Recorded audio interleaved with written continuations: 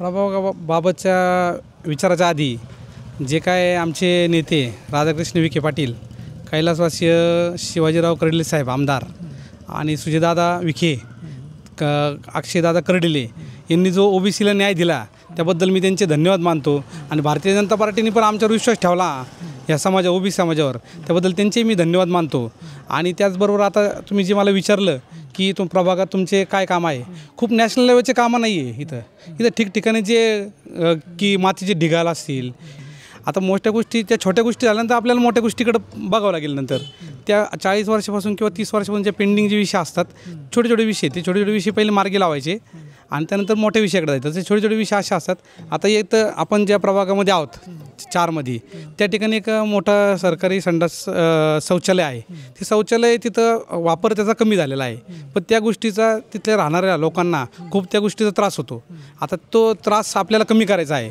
त्यानंतर पुढे गेल्यानंतर तिथं एक कोळीवाडा म्हणून असा एक परिसर आहे, ते वस्तीतल्या लोकांना जायला रस्ता नाही आहे।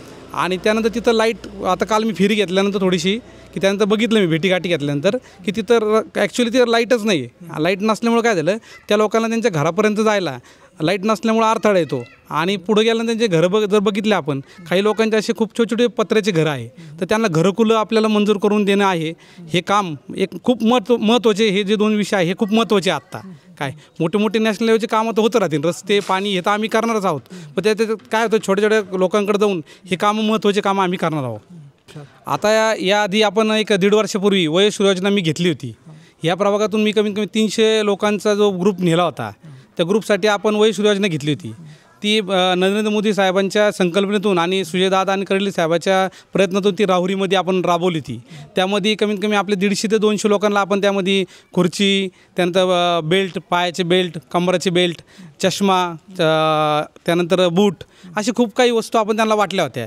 त्या वस्तूचा उपयोग काय झाला की त्यांच्या घरातले परिवारातले जो काय मुलगा आहे, त्या मुलाला या गोष्टी आणणं शक्य नव्हते, ते आपण आज शक्य केलेलं आहे।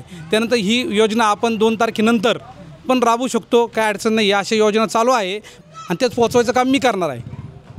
त्यानंतर आयुष्यमान भारत घेतलं आपण, आयुष्यमान भारत कार्ड जेव्हा घेतलं त्यावेळेस कमीत कमी 360 लोकांपर्यंत आपण योजना पोचवली आहे। अशा खूप काही योजना आहे की ते लोकांना माहीत नाही आहे। ॲक्च्युली मी जे काम करतो आहे ते काम मंत्रालयाच्या नाही का लेवलने मी ते काम करतो आत्ता। पण जे काय अधिकारी असतील, मला खूप मोठ्या त्या अधिकाऱ्यांचा सपोर्ट आहे।